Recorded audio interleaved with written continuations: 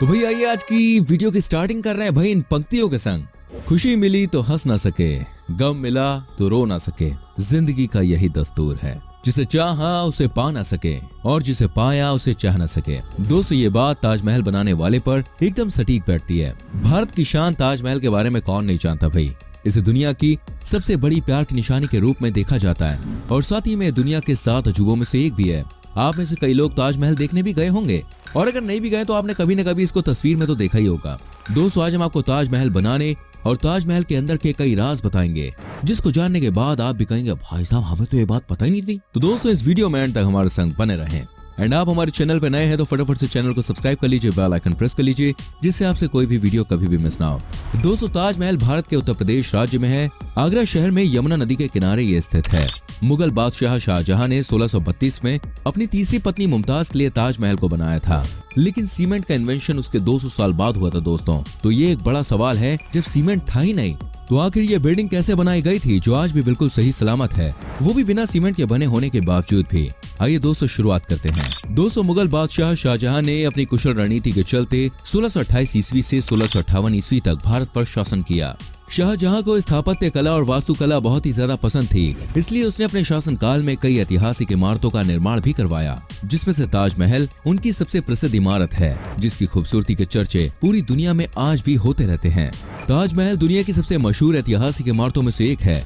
मुगल शासक शाहजहां ने अपनी सबसे चहेती बेगम मुमताज महल की मौत के बाद उनकी याद में 1632 ईस्वी में इसका निर्माण का काम शुरू किया। आपको बता दें कि ताजमहल मुमताज महल का एक विशाल मकबरा है, इसलिए इसे मुमताज का मकबरा भी कहते हैं।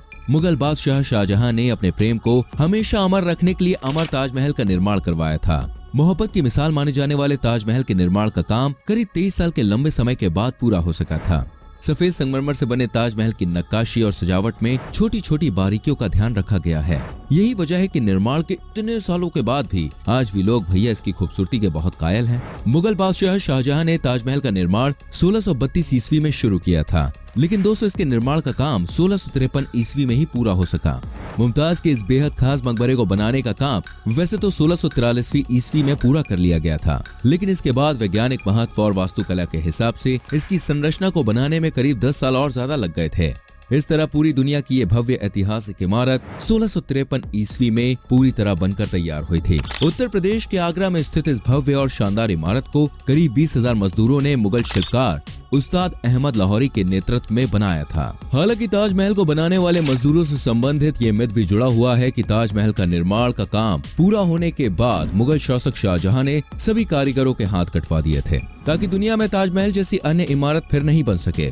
वहीं ताजमहल के दुनिया के सबसे अलग और अद्भुत इमारत होने के पीछे एक बड़ा कारण ये भी बताया जाता है, लेकिन मेरे भाई ये सरासर झूठ है।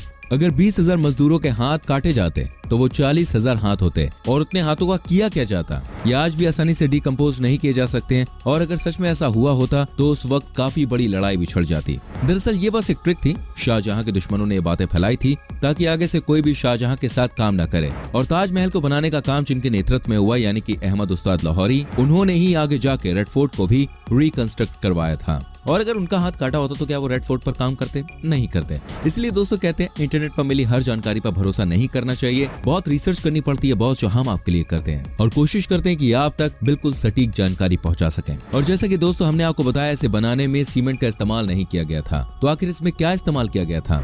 दरअसल देखिए बात ऐसी है कि उस दौर में जब सीमेंट नहीं बना था तब प्राचीन इमारतों को बनाने के लिए एक खास पेस्ट का इस्तेमाल किया जाता था। ताजमहल बनाने के लिए भी इसी पेस्ट का इस्तेमाल किया गया था। पत्थरों को आपस में चिपकाने के लिए गुड़, बताशे, बेलगिरी का पानी, उड़द की दाल, दही, जूट और कंकड़ को मिक्स किया गया। इसके बाद उसे चूने के पानी में दोस्तों मिलाया जाता था। इस तरह से एक सेमी सॉलिड मटेरियल तैयार करके ताजमहल जैसी इमारतों को तैयार किया जाता था।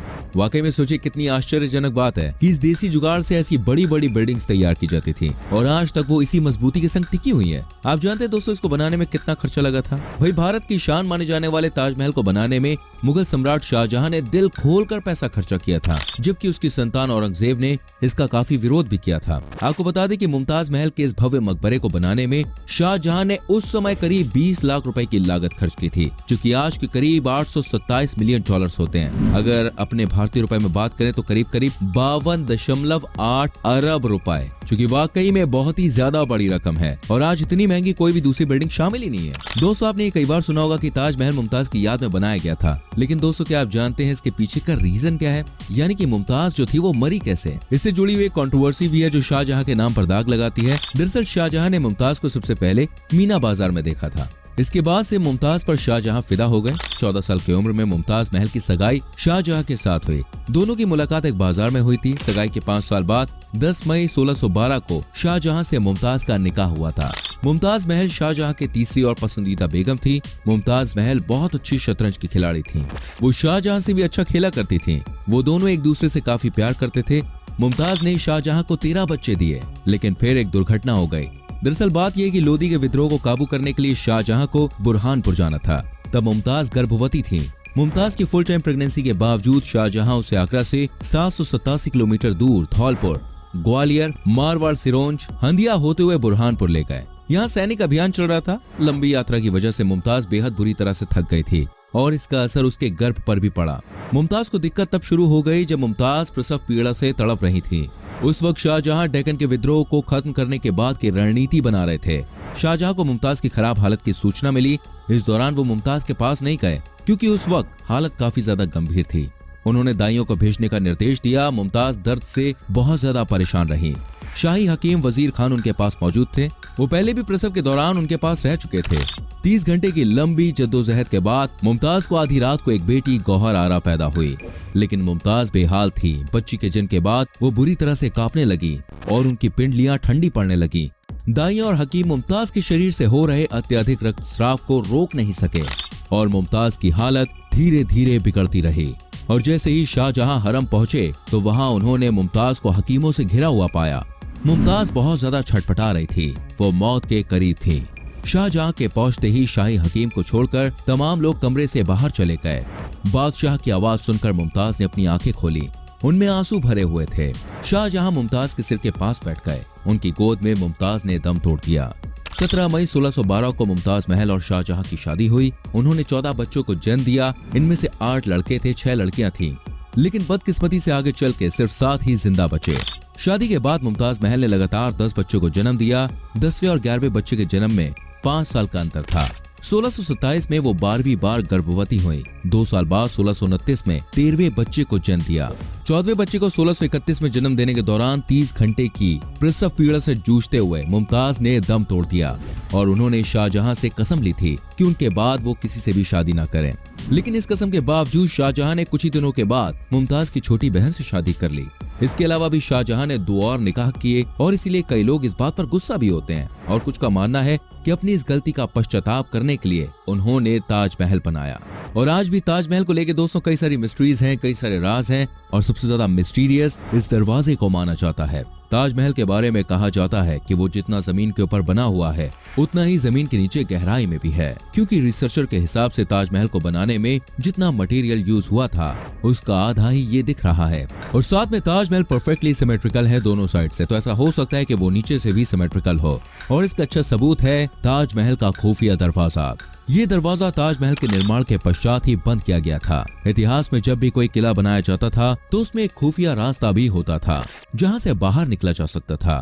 ताजमहल में एक ऐसा दरवाजा है जिसे कई सालों से खोला नहीं गया है। इस दरवाजे को खोलने के लिए सरकार ने भी निर्देश नहीं दिए हैं। यहाँ पर घूमने आए सैलानियों को इस दरवाजे के पास जाने की इजाजत नहीं दी जाती। कई शोधकर्ताओं का मानना है कि इस दरवाजे के अंदर कमरे में मुमताज की कब्र को रखा गया है, इसलिए ही इस कमरे को हमेशा बंद रखा जाता है और यहाँ पर किसी को भी एंट्री नहीं मिलती। आप सोच रहे होंगे कि कब्र तो भाई ऊपर रखी गई है, लेकिन दोस्तों ज्यादातर लोग ये बात नहीं जानते हैं कि ऊपर जो कब्र है वो खाली है। मुमताज और शाहजहां की ऊपर जो कब्र है वो असली नहीं है। कुछ लोग मानते हैं कि इनकी असली कब्र इस दरवाजे के पीछे है, लेकिन कुछ हिस्टोरियंस ने ऐसा दावा किया है कि इस जगह पर पहले एक ताजो महालय नाम का शिव मंदिर था। कुछ लोग ऐसा भी कहते हैं कि इस कमरे में बड़ी मात्रा में खजाना छिपा हुआ है, जिसकी पुष्टि मेडिकल डिटेक्टर में भी हुई है।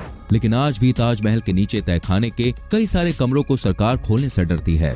वही इन कमरों का रहस्य पता नहीं कितने सालों तक आम जनता के सामने नहीं आ सकेगा, क्योंकि कई बार सरकार से इसे खोलने की विनती की गई, लेकिन उनका कहना है कि ये प्राइवेट राइट है और इसको खोलने से टूरिज्म पर इफेक्ट पड़ सकता है, क्योंकि ताजमहल इंडिया में टूरिज्म काफी ज्यादा बढ़ाता है। वैसे आम लोगों के ख्याल से अगर इसका राज खोला जाए तो हो सकता है कि इससे टूरिज्म और ज्यादा बढ़ जाए। वैसे दोस्तों आपको क्या लगता है, क्या हो सकता है इस दरवाजे में?